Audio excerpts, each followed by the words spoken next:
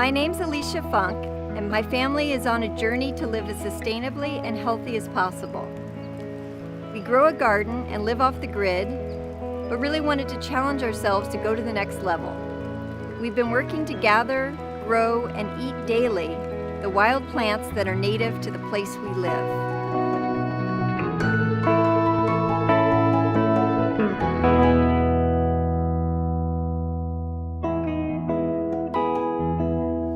Oak trees are really such a beautiful part of our natural landscape. They really represent wildness to so many people, including myself. Some of them are evergreen and others are deciduous. And really in fall, what many of us can't overlook is the falling of the acorn. This is one of my favorite spots to come with my family and look for acorns or oak nuts on the ground. So sometimes you have to look amongst the leaves to be able to find them, so it keeps your eyes sharp.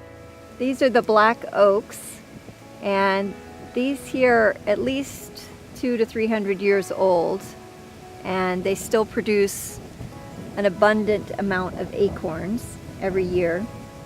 I call acorns oak nuts because I realize that they are the nut of an oak tree, and when I'm teaching my classes and I say acorns, let's eat acorns, people typically think of squirrel food.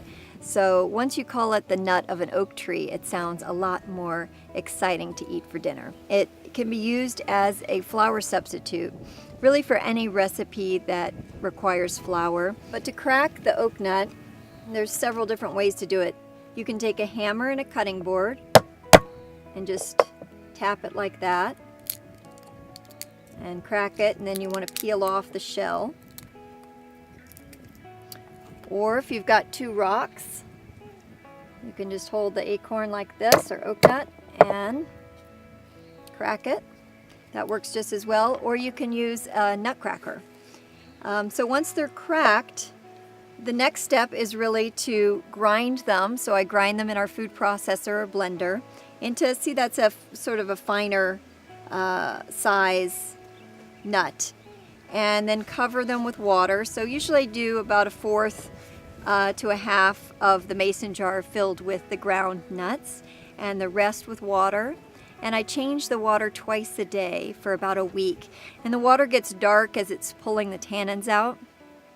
And you're basically just recreating a seasonal creek in your kitchen. And if you're wondering if they're done yet, you can just take a bite of one of the little pieces of oak nut, and it shouldn't taste bitter at all because you're leaching out the tannins, and the tannins are what's bitter in the nut.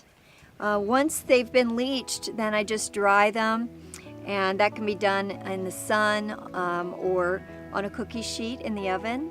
And I grind them again into even a finer flour. But once you've made them into a flour, I keep them in the refrigerator and use them in my favorite recipes. So my daughter's favorite wild food that I make is the oak nut marzipan. So that's what you see here in this bowl.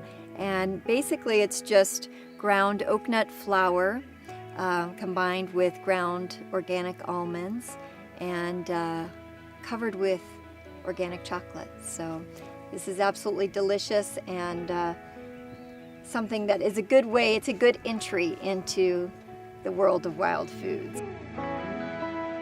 If you'd like information, wild ingredients, or recipes, like our Living Wild Project Facebook page and visit livingwild.org.